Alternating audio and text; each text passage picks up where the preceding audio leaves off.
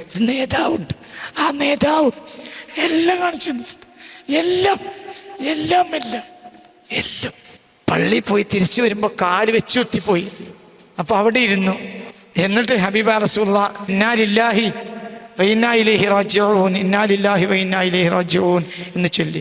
അപ്പോൾ ആയിഷ ബി വീട്ടിൽ നിന്ന് ഇറങ്ങി ഓടി വന്നു. അങ്ങനെ ആയിഷ ബി ഒന്നും കണ്ടുമില്ല.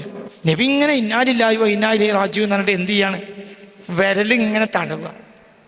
അപ്പൊ എന്താന്ന് വെച്ച് കാലിവിടെ വെച്ചുത്തിയാറ്. അതിനപ്പം ഇത്ര നേരം ഇങ്ങനെ ദിക്റില്ലിച്ച്. അപ്പോൾ പറഞ്ഞു, ഇത് ലം തുഅത അഹദൻ ഖബ്ലി, ഈ ഒരു ദിക്റിനെ എനിക്ക് മുമ്പ് ഒരാൾക്കും നൽകപ്പെട്ടിട്ടില്ല. നിനക്കതിൻ്റെ ഖീമത്ത് അറിയുമെങ്കിൽ മുസീബത്തിന് നീ കുതിച്ചു.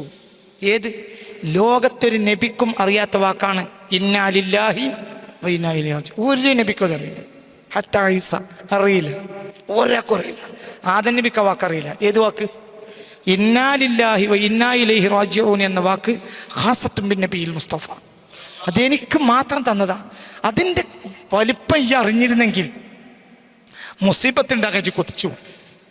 നമ്മളത് മരിച്ചാലേ ചെല്ലുള്ളൂ. ഒരു ലൈറ്റാണ് കേട്ടാ ഉടനെ എന്ത് പറയണം? ഇന്നാ ലില്ലാഹി. അപ്പൊ ആരെങ്കിലും പറയും ഇവിടെ ആരെയും മരിച്ചോ?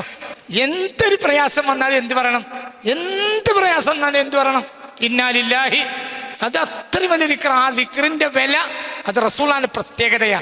ലോകത്തൊരു നബിക്ക് പോലും അറിയാത്ത ദിക്ർ നമ്മൾ ചെല്ലണത്. ഒരു നബിക്കും ആ ദിക്ർ അറിയില്ല. ഹത്ത ഇബ്രാഹിം അറിയില്ല. അള്ളാഹു തുറന്ന നമുക്ക്.